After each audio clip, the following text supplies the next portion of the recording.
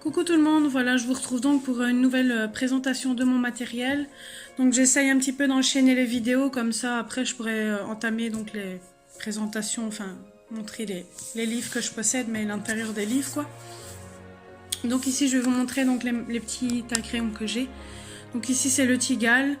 Donc il est au prix de 3 € sur eBay, c'est un meilleur ami des États-Unis qui me l'avait acheté. Donc c'est une petite roulette que vous tournez comme ceci, vous pouvez choisir la taille. Donc pour celles qui ont le Prismacolor, il est fait pour vous. Ensuite, j'ai le DAL 133, donc pour celles qui ne connaissent pas, c'est un taille-crayon qui économise vos crayons tout simplement. Et ça se présente comme ceci quand vous les taillez, donc vous voyez ça économise vraiment bien le crayon. Donc j'ai payé 14 ou 15 € sur Amazon. Ensuite, j'ai le Faber-Castell, c'est Colorfila qui me l'a conseillé, voilà, pour les Faber-Castell Pit. Alors ici, dans cette trousse-là, j'ai les crayons Castle Art Supplies, donc c'est la pochette par 3. Donc il se présente comme ceci, et à la fin, comme ceci. Donc ici, j'ai déjà fait le petit test pour vous montrer le dégradé. Donc ils se mélangent bien, ils sont ni trop gras ni trop secs. Et voici le nuancier. Ensuite, j'ai les Guangui aquarellables.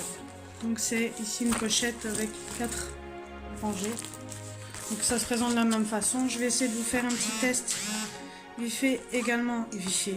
fait de couleurs pour vous montrer. Après, si vous voulez une vidéo test pour vous montrer avec l'essence aux odeurs, un blender ou autre, n'hésitez pas à me le demander, je le ferai, il n'y a pas de problème. Là, c'est parce que je fais au moins un petit test pour que vous voyez ce que ça donne. Après, je fais des tests sur une feuille de basse qualité, donc le résultat n'est pas top.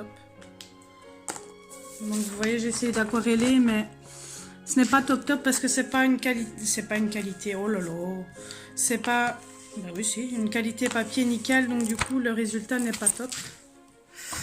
Donc ici j'ai les aquarellables, donc il y en a 150.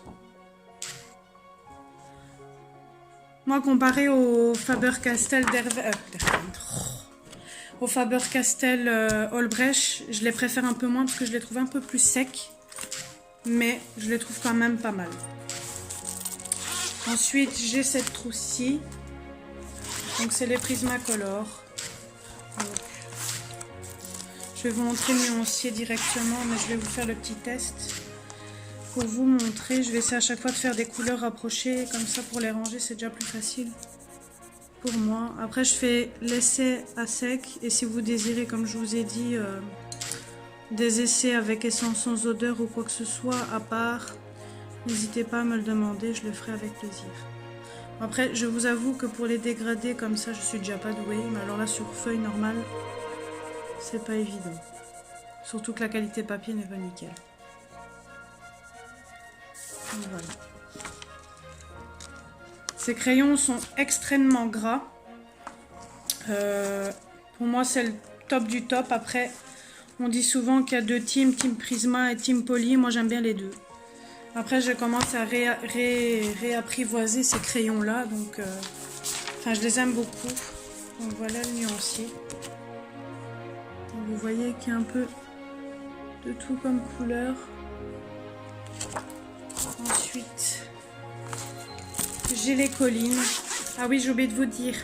Les Castle Art Supplies, je les ai payés plus ou moins 30 € sur Amazon. Les Guangui aquarellables, pareil, entre 30 et 40 €.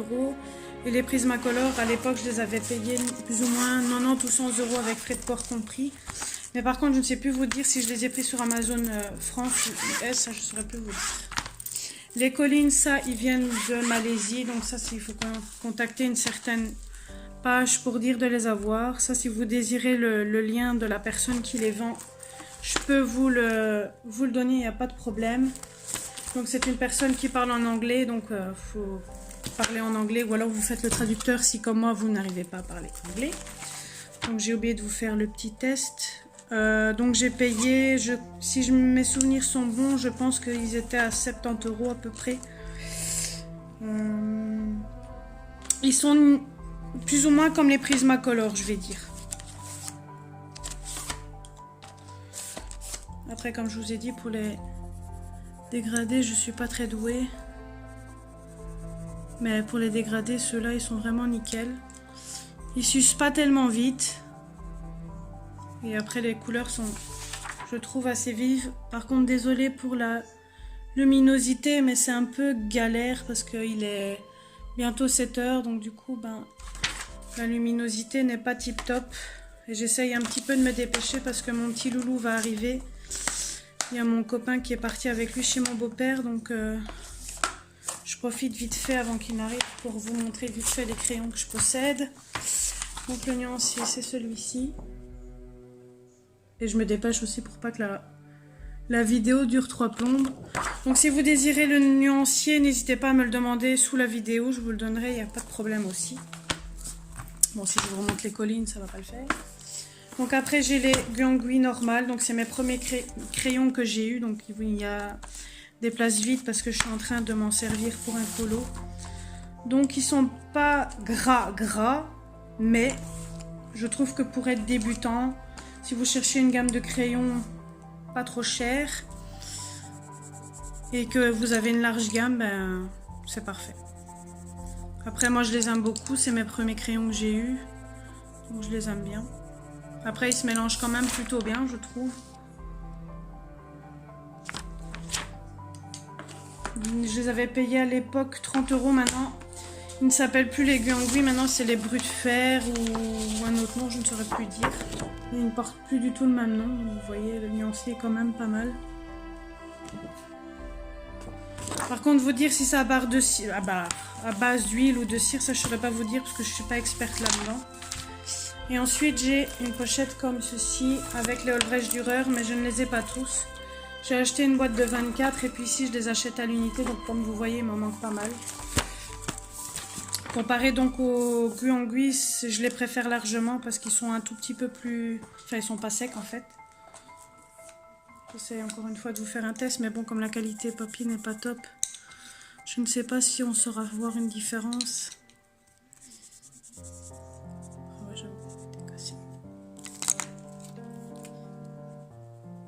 Enfin, on voit déjà mieux la qualité comparé aux Guangui, que ça va mieux pour estomper. Enfin, ils sont nickel. Donc c'est le même nuancier en fait que les polychromos tout simplement. Donc dans ma prochaine vidéo je vous montrerai les polychromos. Donc voilà, j'espère que cette petite vidéo vous aura plu. N'hésitez pas à mettre un petit pouce à la vidéo. Et si vous avez des questions ou si vous voulez voir les nuanciers de plus près, n'hésitez pas à me contacter donc sous la vidéo ou en MP ou sur le groupe. Vous vous rajoutez au groupe Dream Team Color Addict et à ce moment-là, vous pouvez me contacter via le groupe, il n'y a pas de souci. N'hésitez pas aussi à partager la chaîne ainsi que le groupe. Et je vous fais de gros bisous et à bientôt.